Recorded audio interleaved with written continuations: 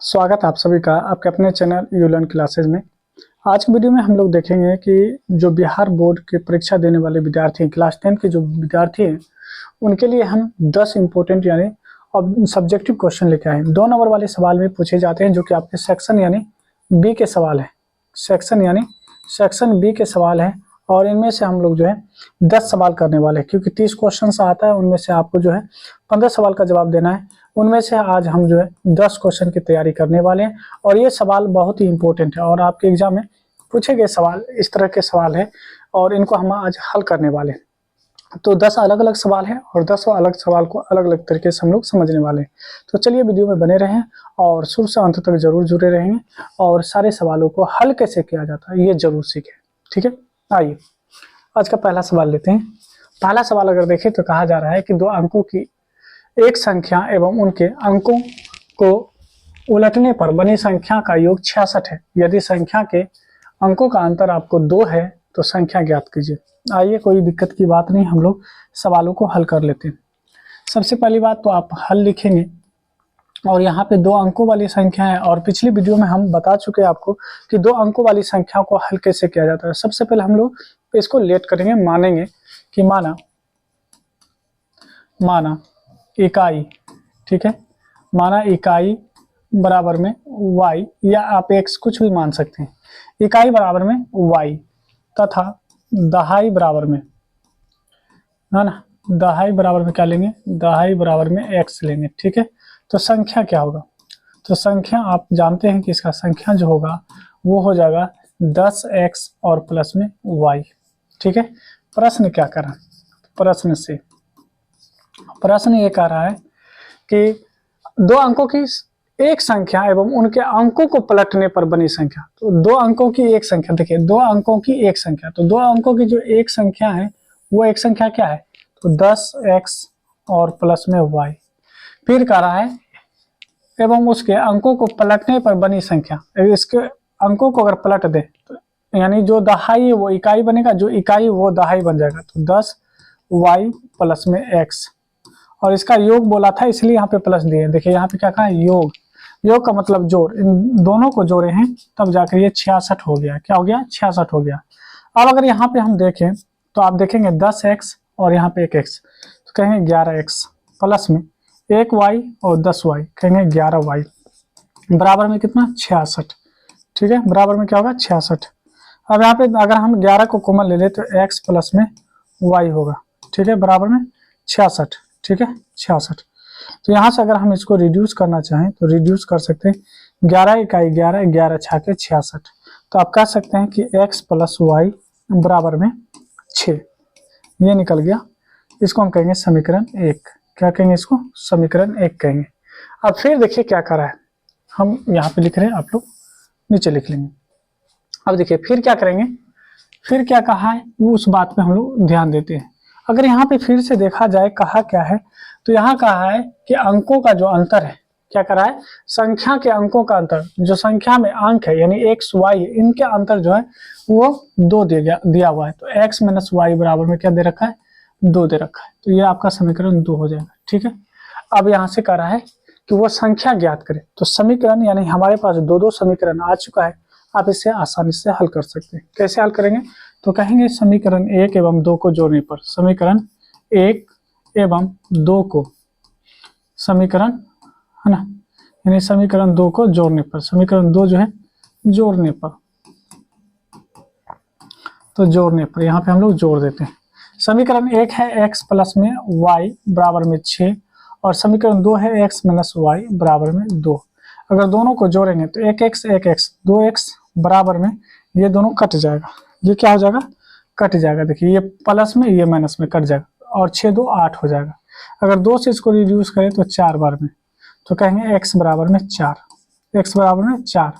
आप किसी भी समीकरण से चलेंगे तो समीकरण अगर हम 1 कह दें समीकरण 1 से, तो समीकरण 1 क्या है आपका, तो x प्लस में y बराबर में 6।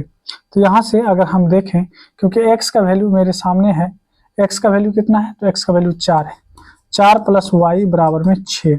इसका मतलब है y का वैल्यू आ जाएगा 2। कितना आ जाएगा, 2। अब यहाँ नीचे में लिख देंगे, अतः संख्या अतः संख्या, तो संख्या क्या हो जाएगा, तो संख्या बराबर अगर आप देखें तो देखिए x का वैल्यू 4, तो 4 गुना 10, तो x का वैल्यू 4 है ना, तो कहेंगे 10 चौके 40, और y का वैल्यू कितना है 2, तो 40 2 42, तो मुझे संख्या कितना मिल गया 42 मिल गया, और ये हम लोग का क्या होगा फाइनल आंसर हो जाएगा। ठीक है, तो आइए इस सवाल को हम लोग हल कर चुके हैं, अब अगले सवालों को हल करते हैं। देखिए अगला सवाल, देखिए सवाल जितने भी होते हैं बहुत ईजी होते हैं, बस आपको करना क्या है कि सवाल को पढ़ना आना चाहिए, सवाल में कह क्या रहा है, किस पैटर्न पे यानी सवाल है, बस वो अगर आप समझ गए तो सवाल आपसे आसानी से बन जाएगा, सवाल में कुछ होता नहीं। आइए कहता एक घड़ी की मिनट की सुई जिसकी लंबाई 14 सेंटीमीटर है, इस सुई द्वारा 5 मिनट में रचित यानी क्षेत्र का क्षेत्रफल ज्ञात कीजिए। तो आइए कोई दिक्कत की बात नहीं है, अगर हम बात करें यहाँ पे हल करने की बात करें, अब देखिए घड़ी जब भी बात करेगा तो आप याद रखेंगे आपको लेना है सर्कुलर वाला, ठीक है, यानी जो गोल घड़ी होती है दीवार घड़ी आप देख सकते हैं है ना, वो लीजिए। अगर ये आप अगर देखें कि ये क्या है आपका केंद्र है, और अगर ये कोई मान लीजिए कि ये मिनट की सुई है, मिनट की सुई हम यहाँ से मिलाते हैं कोई दिक्कत की बात नहीं, और ये 5 मिनट तक चला, मान लीजिए चल कर यहाँ तक आया, ठीक है, तो यहाँ से यहाँ पे था, वहां से चलकर अगर यहाँ तक आया है, यहाँ से चलकर यहाँ तक आया, तो इसकी लेंथ तो यही होगी, तो ध्यान देंगे, तो इस घड़ी का सुई का जो लेंथ है वो 14 सेंटीमीटर है, 14 सेंटीमीटर यहाँ, तो यहाँ भी 14 सेंटीमीटर ही होगा, ठीक है, 14 सेंटीमीटर होगा, इसको ओ मान लेते हैं। ठीक है, अब देखिए यानी 5 मिनट चला, इनके बीच क्या कुछ एंगल भी बन रहा है, कुछ एंगल बन रहा है, तो पहले हमको वो एंगल मालूम करना होगा। तो हम लोग जानते हैं क्या कहते हैं, हम जानते हैं हम क्या जानते हैं, तो हम जानते हैं यहाँ पे ध्यान देंगे कि अगर एक मिनट की सुई 60 मिनट यानी 60 यानी मिनट की सुई हम यहाँ पे लिख देते हैं आपको समझने के लिए, मिनट की सुई 60 मिनट में है ना क्या करती है, एक चक्कर यानी एक पूर्ण चक्कर लगाती है, क्या है एक पूर्ण चक्कर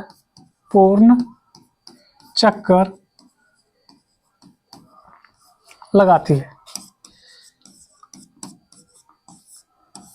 है, अर्थात हम कह सकते हैं कि अर्थात ये जो पूर्ण चक्कर लगाया, यहाँ से अगर मान लीजिए कि एक घड़ी की सुई है और ये अभी यहाँ पे, यहाँ से अगर एक चक्कर पूरा चक्कर लगाए तो क्या एक बार पूरा लगाया, एक बार पूरा लगाने का मतलब है कि 360 डिग्री नहीं 360 डिग्री होगा, यानी पूर्ण चक्कर का मतलब 360 डिग्री घूमता है, नहीं घूमता है, लेकिन कहा कि ये सुई जो है केवल 5 मिनट ही चली है।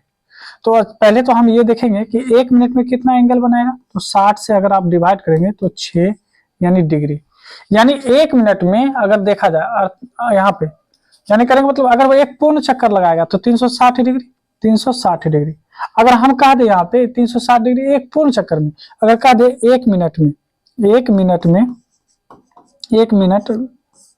में बना कोण, 1 मिनट में जो बना कोण होगा वो क्या होगा 360 और 60 टोटल 1 घंटे में कितना होगा, एक पूर्ण चक्कर लगा में 60 मिनट, उससे अगर आप डिवाइड करते हैं तो इसका मतलब 6 डिग्री, यानी 1 मिनट में 6 डिग्री, तो 5 मिनट में कितना, तो 5 मिनट में बना कोण, 5 मिनट में बना कोण जो होगा, बना कोण यहाँ पे लिख लीजिए है ना, यहाँ पे लिखेंगे बना कोण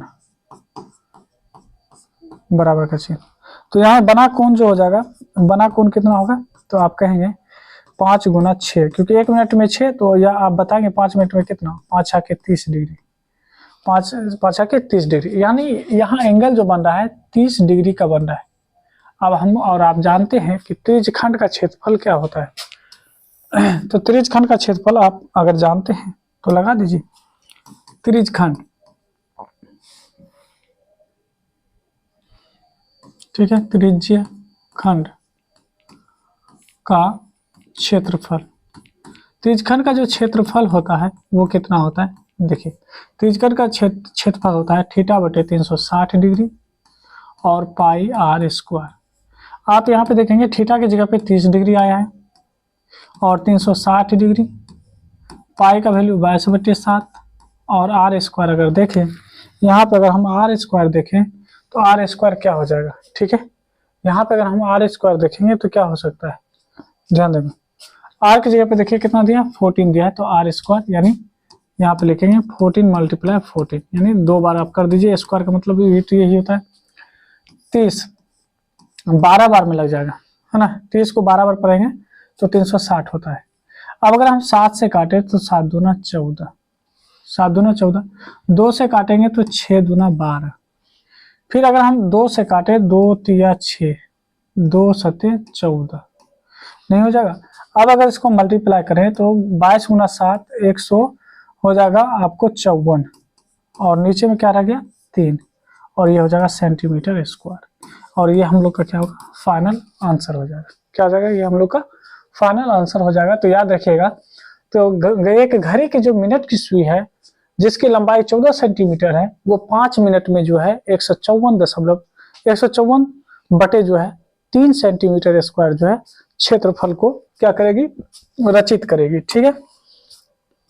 अगला सवाल देखिए, सवाल नंबर 3 कहता है कि 6 सेंटीमीटर त्रिज्या वाले एक वृत्त के एक तेज खंड का क्षेत्रफल ज्ञात कीजिए, है ना। जो कि तेज खंड का जो एंगल है 60 डिग्री का है। ध्यान दीजिएगा, अगर एक वृत्त है, ये क्या है, अगर आप देख पाएंगे कि ये अगर एक वृत्त है और इसकी जो त्रिज्या है 6 सेंटीमीटर की है, 6 सेंटीमीटर की त्रिज्या है, और यहाँ भी अगर हम तेज खंड काटेंगे तो ये भी 6 सेंटीमीटर का होगा, और एंगल कितना बना रहा है 60 डिग्री का, कितना 60 डिग्री का। तो आइए इनको भी हल कर लेते हैं। देखिए कहेंगे त्रिज्या दिया है, त्रिज्या क्या है, तो त्रिज्या हो गया आपको 6 सेंटीमीटर। अगर हम कोण देख लें, कोण कितना दे रखा है, जिसको हम लोग थीटा कहते हैं, तो ये दे रखा है 60 डिग्री। त्रिज्यखंड का क्षेत्रफल क्या होता है, तो आप और हम जानते हैं त्रिज्यखंड, त्रिज्यखंड का क्षेत्रफल, त्रिज्यखंड का जो क्षेत्रफल होता है वो होता है थीटा बटे 360 डिग्री पाई आर स्क्वायर। क्या होता है, पाई आर स्क्वायर। अब यहाँ देखेंगे थीटा की जगह पे 60, 360 डिग्री, नीचे में जो फॉर्मूला के साथ है 22/7 लेंगे, और आर स्क्वायर, आर की जगह पे 6 है तो 6 को 2 बार लिखिए। यहाँ देखेंगे 6 बार में कट जाएगा, ठीक है, 60 है ना, 6 के 300 है ना, 60 होता है, 6 से 1 6 कट जाएगा। अब 6 को 2 से मल्टीप्लाई कीजिए, 6 दूना 12, 6 दूना 12 1 13, अब बटे में 7, और ये हो जाएगा सेंटीमीटर स्क्वायर। ये हम लोग का फाइनल आंसर आ गया, ठीक है। उम्मीद करते हैं ये सवाल भी आप आसानी से बनाने के लिए सीख गए होंगे। आइए अब हम लोग अगले सवाल को देखते हैं, जो कि सवाल है हम लोग का, यानी सवाल नंबर 4 कहता है सिद्ध कीजिए कि 3 + √3 एक अपरिमेय संख्या है। आइए इसे भी हम लोग हल कर लेते हैं। जब इनको हल करने के लिए हम लोग आगे बढ़ेंगे तो सबसे पहली बात है कि आप ये जानें 3 और √3 के बारे में। 3 जो है एक परिमेय संख्या है, जबकि √3 क्या है, एक अपरिमेय संख्या है। तो एक परिमेय संख्या और एक अपरिमेय संख्या दोनों को अगर जोड़ा जाए और उसके बाद जो प्रोडक्ट मिलता है वो भी आपको अपरिमेय संख्या ही मिलता है। क्या मिलता है, अपरिमेय संख्या ही मिलता है। और ये अपरिमेय संख्या ही है, लेकिन कर रहा है इसको साबित करने के लिए ये अपरिमेय संख्या। आइए साबित करते हैं। इसे साबित करने के लिए हम लोग क्या करेंगे, हम लोग को मानना पड़ेगा, इसके विपरीत मानना पड़ेगा कि मान लिया ना, माना 3 + √3 एक परिमेय, क्या है, एक परिमेय। अब जब इसको मान लिया कि एक परिमेय है तो जो भी परिमेय संख्या होता है उसे हम p/q के रूप में लिख सकते हैं। यानी ये आप अगर देखें तो p/q के रूप में लिखेंगे किसको, 3 + √3 को हम लिख सकते हैं। और यहाँ पे हम बता सकते हैं कि p और q जो है, p और q क्या है, कोप्राइम नंबर है, यानी सअभाज्य संख्या है, सअभाज्य संख्या, सअभाज्य। अब ये सअभाज्य संख्या क्या होता है, इस बात को आप जानिए। सअभाज्य संख्या वो संख्या होता है कि जब दो संख्याओं के बीच का एचसीएफ यानी मोसो अगर एक आए, केवल एक आता है, तो आप कह सकते हैं कि ये सअभाज्य संख्या है। जैसे 2 और 5 का अगर आप निकालें एलसीएम एचसीएफ निकालें तो इसका एचसीएफ केवल 1 होगा। हम कह सकते हैं 2 5 क्या है, सअभाज्य संख्या है, ठीक है। अगर हम कह दें यहाँ पे कि यहाँ पे अगर ले लें कि 3 और 13 ले लें, इन दोनों के बीच का एचसीएफ कितना निकलेगा, तो एचसीएफ आपको 1 निकलेगा। हम कह सकते हैं कि ये क्या है, अभाज्य संख्या है। तो याद रखेंगे, इसीलिए हम इसको लिए हैं। अब आगे देखिए, अगर इतना बात कह दिए तो क्या आप कह सकते हैं कि P बटे में Q, और इस 3 को अगर इस साइड लेके आएंगे तो माइनस क्या हो जाएगा 3। अब इस पूरे को देखिए और इसको देखिए, ठीक है। अब आप कह सकते हैं कि P बटे, या इसको थोड़ा सा और कर दें, अगर इसका एलसीएम ले ले Q, तो हम कह सकते हैं यहाँ पे 3Q, इस तरह से कह सकते हैं, बिल्कुल कह सकते हैं, बराबर में √3। अब देखिए, आप कह सकते हैं कि चूंकि P माइनस 3Q बटे में Q एक परिमेय संख्या है, एक परिमेय है, जबकि √3 एक अपरिमेय है, एक अपरिमेय है या नहीं? बिल्कुल कह सकते हैं। अब आप बताइए, जब ये यानी 3 जो है इस साइड आया तो ये परिमेय ही कहलाया, है ना, और ये जो √3 है ये अपरिमेय है, तो एक परिमेय और एक अपरिमेय संख्या का योगफल क्या प्राप्त होगा, अपरिमेय ही प्राप्त होगा। तो यहाँ पे लिखेंगे, है ना, इस प्रकार एक परिमेय एवं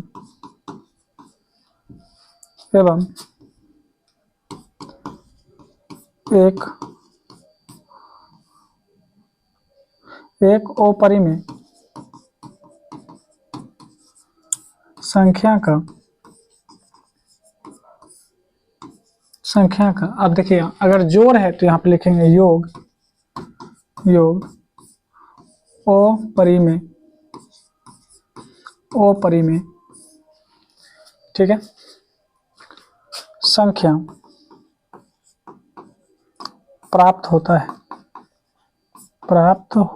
है।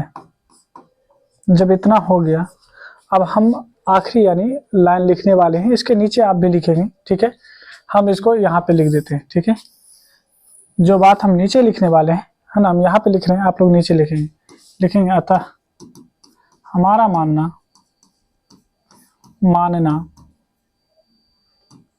गलत हुआ।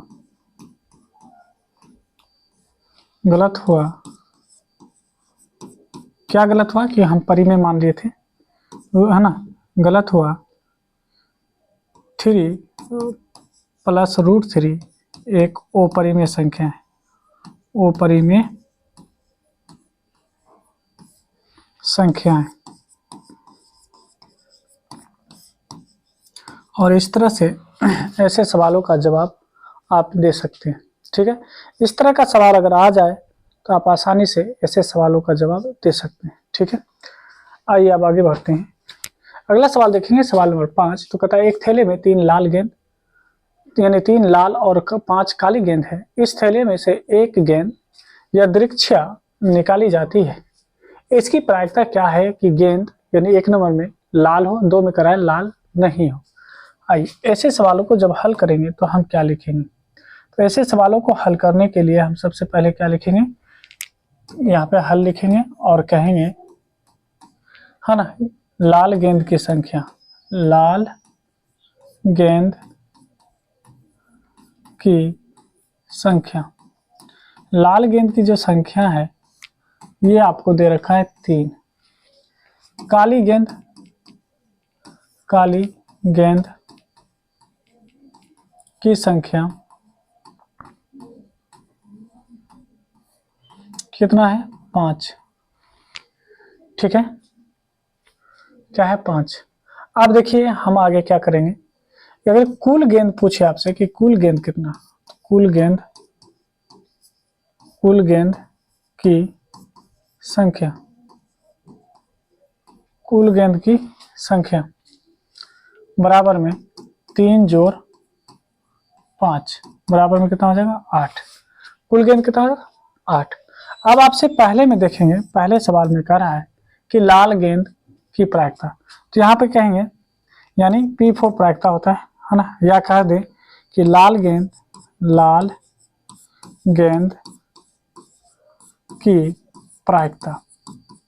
तो लाल गेंद की जो प्रायिकता होगा आप जानते हैं कि जो कुल होता है उसको नीचे लिखा जाता है 8, और लाल गेंद की संख्या, यानी लाल गेंद बोल रहा है तो लाल गेंद कितनी है, तो 3 है, तो 3/8 हो जाएगा। ये पहले का सब आंसर होगा।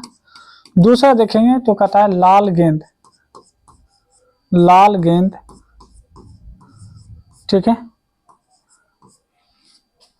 नहीं होने की प्रायिकता, होने की प्रायिकता, लाल गेंद नहीं होने की जो प्रायिकता होगा वो क्या हो जाएगा, तो कहेंगे टोटल गेंद जो 8 है नीचे में, और देखेंगे टोटल में से आप क्या करेंगे, लाल गेंद जो है उसको सब्ट्रैक्ट कर लीजिए, तो लाल गेंद 3 है उसको सब्ट्रैक्ट कर लीजिए, तो यहाँ हो जाएगा 5/8, और ये हम लोग का क्या हो जाएगा, फाइनल आंसर हो जाएगा। क्या हो जाएगा, हम लोग का फाइनल आंसर हो जाएगा। ठीक है, आइए आगे बढ़ते हैं और सवाल नंबर हम लोग 6 बनाते हैं। कहता है कि यदि PE बराबर में 0.05 है तो E नहीं की प्रायिकता क्या है। ठीक है, आइए अगर हम बात करें यहाँ पे जो दिया गया है, दिया क्या है पहले वो देख लीजिए। कह रहा है कि P और E जो है इसका यानी वैल्यू 0.05 दे रखा है, और हम लोग जानते हैं, हम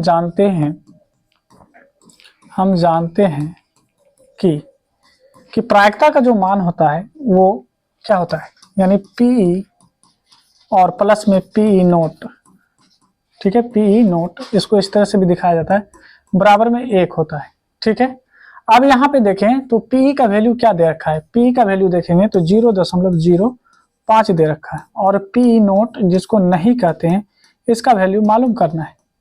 अब आप देखेंगे यहाँ पे कि ये PE नोट को रहने दे यहाँ पे, तो 1 के इस यानी बराबर के उस साइड अगर ले जाएं किसको, 0.05 को, तो माइनस हो जाएगा।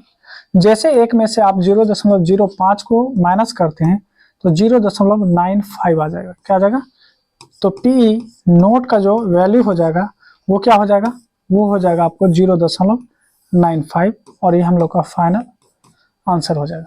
ओके, आइए अब अगले यानी सवाल को हम लोग हल करते हैं। अगला सवाल देखिए फिर से बोल रहे हैं, सारे सवाल बहुत ही अच्छे होते हैं, बशर्ते आपको कॉन्सेप्ट यानी मालूम होना चाहिए। जब तक बनाने का तरीका आपको नहीं होगा मालूम तो आप ऐसे सवालों को हल नहीं कर सकते। आइए आगे देखेंगे, यहाँ पे अगर इस सवाल को हल करें तो हल करेंगे और सवाल दिया क्या है वो लिखेंगे, sine 60 degree into cos 30 degree, और फिर करा प्लस में साइन 30 डिग्री और कराए कोस 60 डिग्री। अब ध्यान देंगे कि साइन जो 60 डिग्री होता है इसका वैल्यू होता है √3/2 गुना में कोस 30 डिग्री का जो वैल्यू होता है वो होता है आपको √3/2, आपको मालूम होना चाहिए, प्लस साइन 30 का मान 1/2 और कोस 60 का मान होता है 1/2। अब अगर हम √3 को √3 से मल्टीप्लाई करें तो हो जाएगा 3, 2 को 2 से गुना करेंगे तो 4, यहाँ पे देखिए 1 को 1 से मल्टीप्लाई करेंगे तो 1, 2 को 2 से मल्टीप्लाई करेंगे 4। अब कहेंगे कि सर ये 3 कैसे हुआ, तो ये आपको मालूम होना चाहिए कि √3 को √3 से जब मल्टीप्लाई करेंगे तो ये आपका 3 ही होता है। अब कैसे होता है तो ये भी जान लीजिए कि √3 को अगर हम √3 से मल्टीप्लाई कर रहे हैं तो आप देखेंगे इसी को हम कह सकते हैं √3 गुना 3। अब आप जानते हैं कि रूट का अंदर कोई पेयर में रहता है तो 1 बाहर आ जाता है। ठीक है, ये आप कह सकते हैं 3 3 9। आइए आगे ध्यान देंगे तो यहाँ इन दोनों का एलसीएम आ जाएगा 4, 4 से 4 में डिवाइड करेंगे 1, 1 को 3 से मल्टीप्लाई कीजिए तो 3, प्लस 4 को 4 से डिवाइड करेंगे 1, 1 को 1 से मल्टीप्लाई कीजिए 1, 3 में 1 जोड़ेंगे तो 4 और 4/4 बराबर में हो जाएगा 1। क्या हो जाएगा, 1 हो जाएगा, और इस तरह से हम लोग क्या करेंगे, फाइनल आंसर हम लोग हासिल कर लेंगे। ठीक है, इस तरह से हम लोग इसको भी हल कर चुके हैं। अगला सवाल देखेंगे, सवाल नंबर 8। तो कहता है कि बिंदुओं, क्या है बिंदुओं, देखिए जब भी बिंदुओं की बात करेगा तो आपको याद रखना है कि 2 पॉइंट की बात कर रहा है, यानी अगर ये पॉइंट A है और कोई पॉइंट यहाँ पे B है, इनके बारे में बात कर रहा है, और बिंदुओं को मिलाने वाली रेखाखंड, यानी इन दोनों को मिलाने वाला कोई रेखाखंड होगा, इन दोनों को मिलाएगा, इन दोनों को मिलाया एक रेखाखंड है, ये मिलाया। अब इसका अगर हम पॉइंट लिख लें, इसका बिंदु अगर लिख लें, ये कितना दे रखा है तो -1, हम P, अच्छा हम A ले लिए थे, ये P है, इसको Q मान लीजिए। अब देखिए यह हो गया -1 और 7, और इसको अगर देखेंगे Q को तो यह है 4 और -3। ठीक है, कोई दिक्कत नहीं। अब इस रेखाखंड को मिलाने वाले, है ना, मिलाने वाले जो रेखाखंड है वो 2:3 में यानी विभाजित करने वाले बिंदु के बारे में पूछा जा रहा है कि बिंदु का निर्देशांक क्या होगा। यानी कोई एक ऐसा बिंदु यहाँ पे लेना है, उस बिंदु का निर्देशांक पूछा है, यानी इस x और y का, जो इसको कितने अनुपात में, यानी 2 और आपको जो है 3 में इसको तोड़ रहा है। ठीक है, आइए कोई दिक्कत की बात नहीं, हम लोग हल कर लेते हैं। अगर यहाँ पे देखें, आप क्या कहेंगे, आप कहेंगे कि यहाँ पे x1 का वैल्यू क्या है, x1 का वैल्यू -1। अगर हम x2 की बात करें या y1 की बात करें, y1 की बात करें तो हो जाएगा 7। अगर हम यहाँ पे x2 की बात करें तो x2 हो जाएगा 4, और y2 की बात करें तो ये हो जाएगा आपको -3। अब आगे अगर हम m1 की बात कर लें तो m1 हो जाएगा आपको 2, और m2 की बात कर ले तो m2 का वैल्यू हो जाएगा 3। ठीक है, अब हमको x और y मालूम करना है। तो रेखाखंड का जो क्षेत्र, यानी ये फॉर्मूला होता है, यानी x बराबर में क्या, x बराबर में हम कैसे निकालेंगे, तो कहेंगे x बराबर में m1 x2, ऐसे याद रखिएगा, एक के बाद 2 आना चाहिए, और x के लिए हम फॉर्मूला लगा रहे हैं तो x ही आएगा। फिर देखिए जैसे m1 था, आप यहाँ पे m2 लगाएंगे, m2 आ गया तो अब यहाँ पे x1 आएगा, क्योंकि 1 और 2 ही होता है।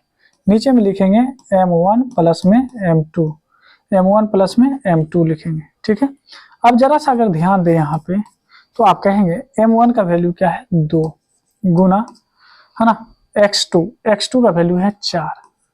ठीक है, प्लस कौन सा प्लस, ये वाला फॉर्मूला वाला। अब फिर कहता है कि m2 का वैल्यू क्या है 3, मल्टीप्लाई कहता है यहाँ पे x1 का वैल्यू है -1, और नीचे में कहेंगे m1 प्लस m2, तो m1 हो गया 2 और m2 हो गया आपको 3। अब आगे अगर चले यहाँ पे तो देखेंगे 4 दूना 8, और प्लस गुना माइनस, और 1 गुना 3 तो 3, नीचे में हो जाएगा 5। अब देखिए ये हो जाएगा 5, और 5 में 5 से डिवाइड करेंगे तो आएगा 1, क्या आएगा 1 आएगा। ठीक है, ये 1 आ गया। ठीक है, अब देखिए अगर हम y का वैल्यू निकालें तो y के लिए भी फॉर्मूला वही है, m1 y2 और प्लस में m2 y1। ठीक है, नीचे में क्या आ जाएगा, तो m1 प्लस में m2 आ जाएगा। अब ध्यान देंगे यहाँ पे कि m1 कितना है, तो m1 है 2 गुना y2 का वैल्यू देखेंगे तो -3, प्लस उसके बाद कहता है m2 का वैल्यू देखेंगे तो m2 का वैल्यू 3, और फिर कहता है y1 का वैल्यू क्या है 7, नीचे में तो वही होगा m1 प्लस m2, यानी 2 प्लस में 3। अब ध्यान देंगे तो 3 दूना 6 -6 हो जाएगा, प्लस 7 या 21 हो जाएगा, और यहाँ पे देखेंगे तो 3 2 5 होगा, 21 में से 6 घटाएंगे तो 15, और 15 में 5 से भाग लगाएंगे तो हो जाएगा 3। अब देखिए हम कह सकते हैं कि अतः बिंदु, है ना, कौन सा बिंदु, जो इसको 2:3 में काटा था, क्या कहेंगे, अतः बिंदु, है ना, क्या है, क्या बोला था, बिंदु के निर्देशांक, तो बिंदु के जो निर्देशांक होंगे, बिंदु का निर्देशांक वो क्या होगा, तो x का वैल्यू देखेंगे आगे आपको 1 और y का वैल्यू 3, तो कहेंगे 1 और 3 है। ठीक है, और इस तरह से हम लोग क्या किए, इस सवाल को भी हल कर चुके, बहुत ही साधारण तरीके से बताएं। अगर आप अब तक ये निकालने के लिए नहीं सीखे तो 1-2 बार जरूर इसे खुद से बनाएं, ताकि आप इसे आसानी से सीख पाए। अगला सवाल देखिए, सवाल नंबर 9 कहता है 2 अंकों वाली कितनी संख्याएं 3 से विभाज्य है। तो 2 अंकों की संख्या कहाँ से स्टार्ट होता है, 10 से, और खत्म कहाँ होता है, तो खत्म होता है 99 पे। 2 से डिवाइड कीजिए 10 को, फिर 2 से डिवाइड कीजिए 99 को। ठीक है, जैसे 2 से डिवाइड करते हैं तो यहाँ पे कहेंगे 2 पंचे 10 ना, 2 अंकों की, सॉरी 3 अंकों की ना, सॉरी 3 अंकों की, इसीलिए तो हम सोच रहे हैं 3 से डिवाइड कीजिए, यहाँ भी 3 से डिवाइड कीजिए। तो जैसे यानी 3 से डिवाइड करेंगे 3 तिया 9, 3 तिया, यहाँ पे कहेंगे 3 तिया 9, बच गया कितना 1। अब बताइए इस 1 में कितना जोड़ा जाए ताकि 3 से डिवाइड हो जाएगा, तो 2 जोड़ेंगे, 2 जोड़ेंगे तभी तो 3 आएगा, तब 3 इकाई 3 लगाएंगे। तो ये 2 जो है आपको 10 में जोड़ना है। अगर 3 से डिवाइड करें 99 में तो ये कट जाएगा, तो ये तो आप कहेंगे 3 तिया 9, ये कट जाएगा, फिर कहेंगे 3 तिया 9 और ये भी कट जाएगा, है ना। 3 तिया 9 सॉरी 3 तिया 9 और 3 तिया 9 ये भी कट जाएगा, ठीक है। तो इसका मतलब है कि शुरुआत वाला नंबर जो कि 3 से कटेगा वो है 12, 12, 15, 18 इस तरह से। और सबसे लास्ट वाला जो नंबर है वो है 99 जो 3 से विभाजित होता है। कोई दिक्कत? यहाँ तक कोई दिक्कत नहीं होनी चाहिए, ये हम लोग हल कर रहे हैं, ठीक है। अब ध्यान देंगे यहाँ पे, अगर हम पहला अगर देखें यहाँ पे कि मेरा जो है पहला पद क्या है, ए का वैल्यू 12, डी का वैल्यू अगर निकालेंगे तो 3 निकलेगा, क्योंकि जितना से आपको करा विभाजित वही आपका डी होगा, नहीं तो 15 में से 12 घटा के देखें। और आपसे यानी करा है कि लास्ट टर्म जो है यानी ए एन का वैल्यू क्या दे रखा है, 99 दे रखा है। ए एन को आप टी एन भी लिख सकते हैं, ठीक है, टी एन भी लिख सकते हैं, उससे कोई फर्क नहीं पड़ेगा। अब ध्यान दीजिए यहाँ पे जैसे ए एन का फॉर्मूला लगाओगे आप, तो आप जानते हो ए एन बराबर में ए प्लस एन माइनस 1 और इंटू में डी होता है। ए एन का वैल्यू कितना है 99 बराबर में ए का वैल्यू कितना है 12 प्लस में देखिए एन का वैल्यू कितना है, यही तो मालूम करना है कि एन कितना है, और डी का वैल्यू 3 है। अब देखिए 99 12 को इधर लाएंगे तो माइनस हो जाएगा, बराबर में एन माइनस 1 इंटू 3, ठीक है। अब ध्यान देंगे इम्प्लाइज का चिन्ह लगा देंगे यहाँ पे, इसमें से इसको जब घटाते हैं तो बच जाएगा ये आपको 87, 3 को जब इस साइड लाएंगे तो हो जाएगा भाग, बराबर में एन माइनस 1। आप देखेंगे जैसे आप डिवाइड करेंगे 3 दूना 6, 3 नवा 27, 29 बार में, 1 को इस साइड लाएंगे तो प्लस हो जाएगा 1 बराबर में एन, तो आप कहेंगे यहाँ पे एन बराबर में 30, क्योंकि 29 में 1 जोड़ेंगे तो 30 हो जाएगा। तो हम कह सकते हैं कि 2 अंकों वाली 30, है ना, 2 अंकों वाली 30 संख्याएं 30 संख्याएं 3 से विभाज्य क्या है, विभाज्य, ठीक है। आइए इस सवाल को जब हल कर लिए तो अब हम लोग आगे बढ़ेंगे और आज का आखिरी सवाल देखेंगे। आज का जो आखिरी सवाल है आप देखेंगे, सवाल कर रहा है गुणनखंड द्वारा जो है 2x² माइनस 5x प्लस 3 के मूल ज्ञात कीजिए। तो आइए हल कर लेते हैं। और यहाँ पे देखेंगे तो दिया हुआ है 2x² माइनस में 5x और प्लस में 3 और बराबर में 0। आप यहाँ पे देखेंगे फर्स्ट वाले और लास्ट वाले को मल्टीप्लाई कीजिए तो 6 हो जाएगा, 6 हो जाएगा। अब 5 को अगर हमें है ना 6 को या 1 से गुना करेंगे तो ये भी 6 होगा, या 3 दूनी 5 ये भी 6 हो जाएगा, कोई दिक्कत की बात नहीं। तो यहाँ पे हम कह सकते हैं 2x² माइनस में 2x, ठीक है, और माइनस में 3x और प्लस में 3 बराबर में 0। देखिए 3 2 5 भी हो जाएगा और 5 है ना 3 दूना 6 भी हो जाएगा। इन दोनों के बीच अगर देखें तो कुछ कॉमन आ रहा होगा आपको, इन दोनों के बीच आपको कुछ कॉमन है और इन दोनों के बीच भी कुछ कॉमन है। कॉमन क्या है वो निकाल लीजिए, तो 2 है और x भी है। अगर जैसे हम 2x यहाँ से बाहर निकालते हैं तो 2 बाहर, 2x में से 1x बाहर तो 1x रह जाएगा, माइनस का माइनस, 2 भी बाहर x भी बाहर, कुछ नहीं तो 1। यहाँ देखिए यहाँ से 3 कॉमन लीजिए क्योंकि 3 इसमें भी इसमें भी है। जैसे 3 माइनस 3 कॉमन लेते हैं तो यहाँ बच जाएगा x और यहाँ बच जाएगा माइनस यानी 1। अब कहेंगे माइनस क्यों रहा, यहाँ तो प्लस है क्योंकि हम पहले माइनस ले लिए। देखिए माइनस गुना माइनस प्लस हो जाएगा, बराबर में 0। क्योंकि गुणनखंड विधि बोला है तो हम गुणनखंड विधि से हल कर रहे हैं। अब देखिए अंदर में देखेंगे तो x है ना, यहाँ पे माइनस 1 है, यहाँ भी देखेंगे x माइनस 1 है, तो इन दोनों में से किसी एक को लिख लीजिए x माइनस 1। बाहर में क्या है तो 2x और माइनस में 3, तो आप माइनस में 3 लगा देंगे, बराबर में 0। यहाँ देखो x माइनस 1 बराबर में 0 एक बार लिखेंगे, एक बार 2x माइनस 3 बराबर में 0 लिखेंगे।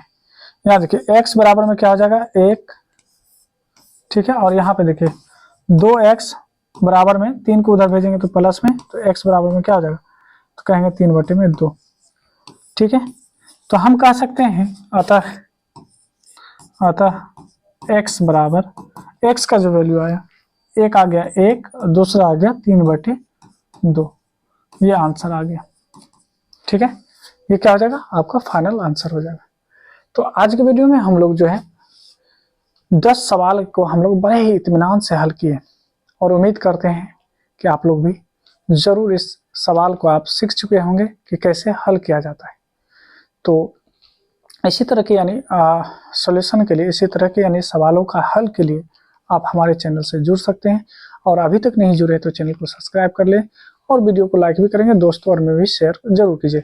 अब हम लोग मिलेंगे फिर नेक्स्ट वीडियो में, और उस वीडियो में भी हम लोग 10 सवाल को हल कर रहे होंगे। ठीक है, तब तक आप अपनी तैयारी जारी रखें। हम मिलेंगे नेक्स्ट वीडियो में नेक्स्ट सवाल के साथ।